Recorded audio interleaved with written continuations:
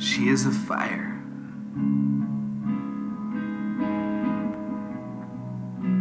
And I am the moth that dances around her.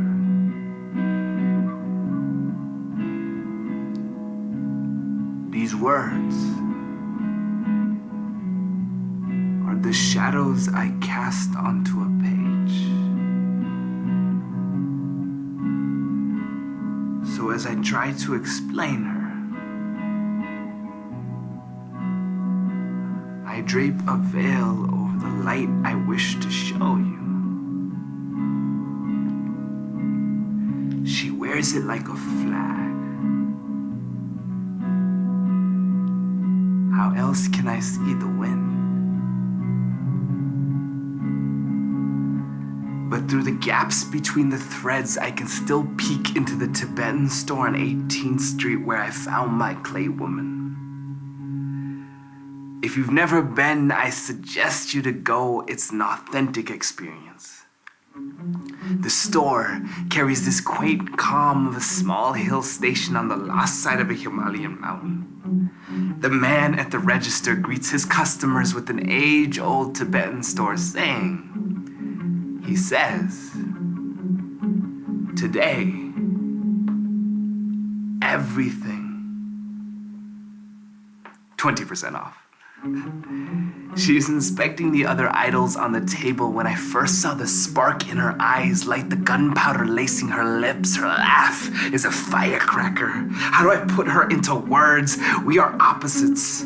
She is barely 5'2", and I might be the tallest Indian you've ever seen. She might have a microphone for a throat, and despite this performance, I'm usually about as loud as a conservative in any country when a minority is killed by the police.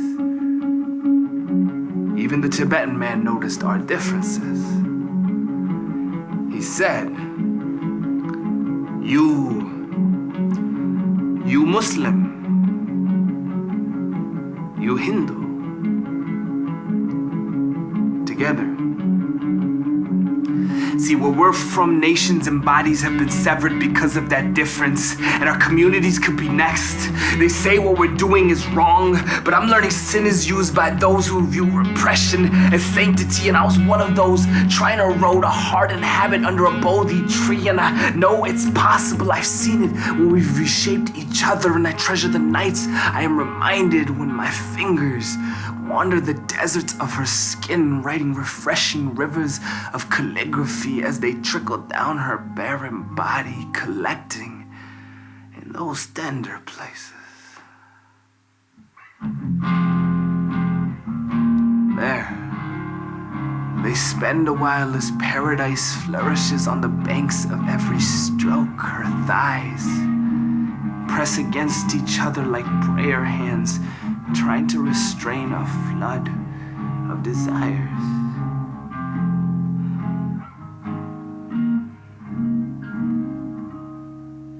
Is this wrong? Are you gonna use me up? She ponders. You know I used to be prettier. White strands lace through black hair like lightning bolts in a midnight shower. What do I care what you think? You never really knew how to be there for me, she claims. Well, I'm not perfect, but don't tell me I haven't been trying consistently. A person can only hear they suck at loving so many times. Teardrops fall on pictures of happier days. They wrinkle like the skin on the sides of her lips when she smiles. Have you ever noticed when we pluck a rose, we kill it because we recognize it is beautiful.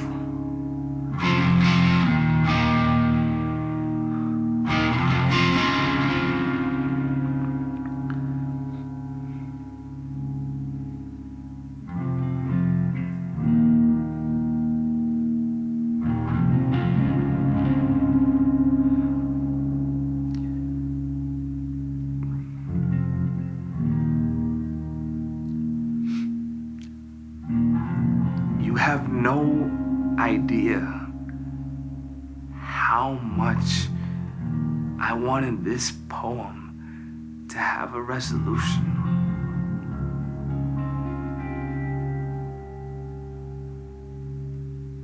But I don't know what's right.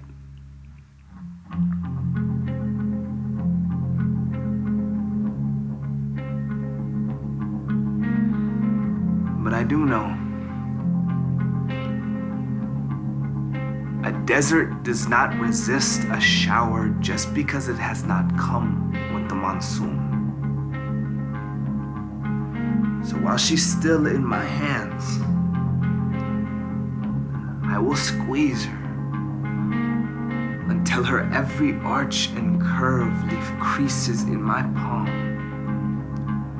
so an oracle can read how she has shaped my destiny. Skin against skin, our bodies press tightly together like two pages inside of an epic. He slides into her through the broken end of an unfinished sentence as a gasp flutters from the cocoon in her throat. Love forbidden, there are two pages ripped out of an epic, bleeding in the rain, and sometimes, when I am lost in her flames,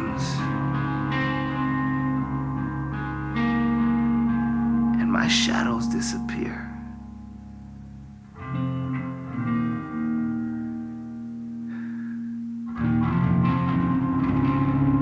In those moments, I am without fear.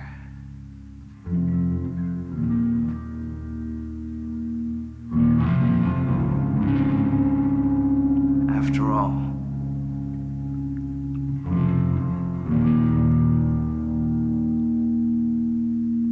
what more can you lose